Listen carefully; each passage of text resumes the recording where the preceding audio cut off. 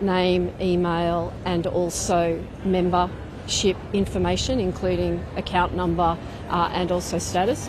But other customers have had other data, including phone, date of birth and residential address.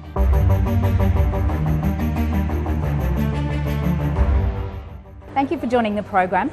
Is this Qantas's worst case scenario, confirmation that the personal data of nearly 6 million customers has been stolen? I will get to answering that question, but what I would like to start is acknowledging our customers that have been impacted and again apologising to them.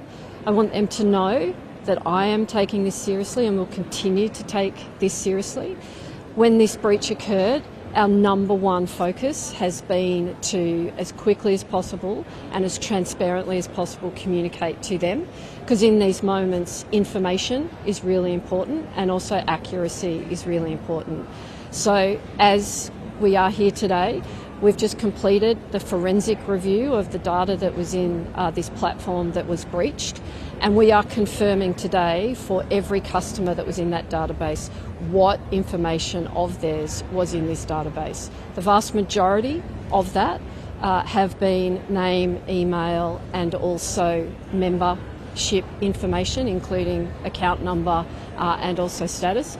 But other customers have had other data, including phone, date of birth and residential address. So this is very serious. We are here to support customers through this. We have set up a dedicated phone line where customers can call, and we've also got information on our website for Q&As. Dozens of Qantas customers have contacted the ABC saying they're being targeted by scammers or have received alerts from online accounts, including MyGov, in the past week.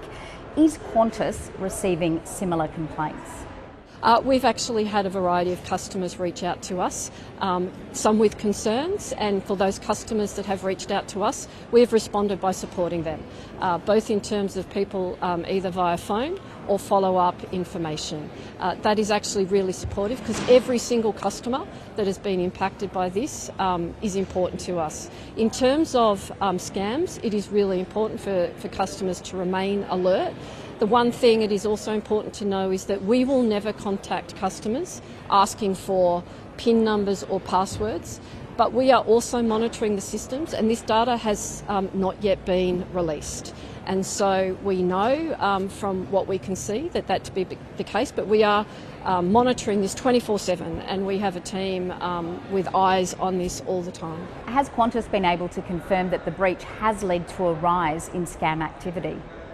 Look, scam activity is something that is constantly occurring, but given that the information has not been leaked, into the broader ecosystem, I think that the scamming that customers might be seeing are just the general threat actors who are active all the time. This is, these threat actors, they are criminal. They are in every country, every jurisdiction, and every company has a threat against that, but as consumers of information, we're all exposed to that. Optus provided credit and ID monitoring to impacted customers after its cyber hack. Will Qantas do the same?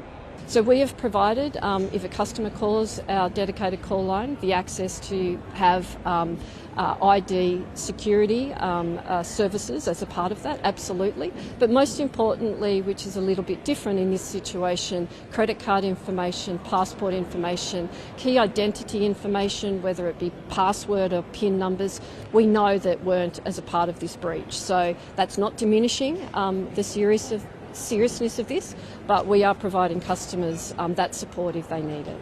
Can you guarantee that another hack targeting those particular details now is impossible? What has Qantas done to make sure that this cannot happen again and target perhaps more valuable data sets? So what we have done is we have immediately improved and enhanced the controls around our systems in our contact centres. We've also done that for other critical systems. We feel very confident that they are secure, like the frequent flyer account data, but we are enhancing controls out of abundance of caution. So we have done that, and that is immediate, and the systems from that perspective are secure. But what we are also going to do is that we're going to learn from this.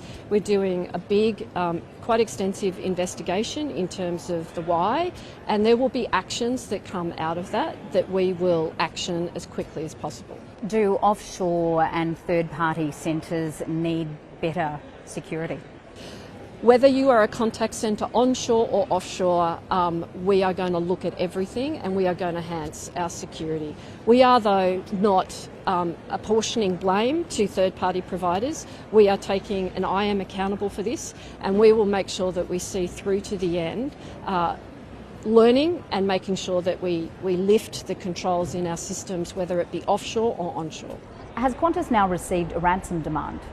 So we have confirmed that we have received contact from somebody purporting to be the criminal actor in this instance. But what we are also saying that this is the subject of a criminal investigation and that the AFP are leading that, and we are not going to make any more comments about that. But you are confirming that this actor has asked for money? We're not confirming that. All I am confirming is that this actor has made contact with us and that we are passing all that information on to the authorities, and we are cooperating extensively with them. Has it come along with a threat to release that information either for sale or on the dark web? We're not communicating that, I'm sorry, but what we have said today is that this information has not been released into the system, and it's something that we are looking at 24/7 and are monitoring 24/7. What is Qantas's policy on paying ransoms, either directly or indirectly via a third-party negotiator? I'm not commenting on policies. This is actually a criminal event, and we are working with the AFP to make sure that we cooperate through that process. And I'm sure you can understand that we're not going to make more broad comments on this. But our focus, if I come back to what our focus has been, it's been on our customer. That is the thing that we can control, and that is the thing that we are going to make sure that we don't take our eye off the ball. That's about being transparent. That's about being really quick with information to them when we know it. Is this breach a blow for Qantas's efforts in restoring customer trust in the airline? This has been a very serious incident, and I'm repeating that and reiterating that, and I'm taking that very seriously. But in these moments, trust is actually formed by how you respond in the good times as much as in the bad times. And in these really difficult times, we have led with the principle of being customer first, and that has been about communicating. That has been about giving accurate data in a timely way, and that's about taking accountability, which I do. And so we're going to continue to be here to support customers, not just in the next day, but in the weeks and the months to come. We appreciate you talking to us today. Looking back, do you think that you should have addressed questions more fully earlier than you have done? My focus from the moment that I became aware of this breach was about leading our team through understanding the breach, but most importantly, communicating with our customers. I communicated with 6 million customers within 24 hours, and that came directly from me.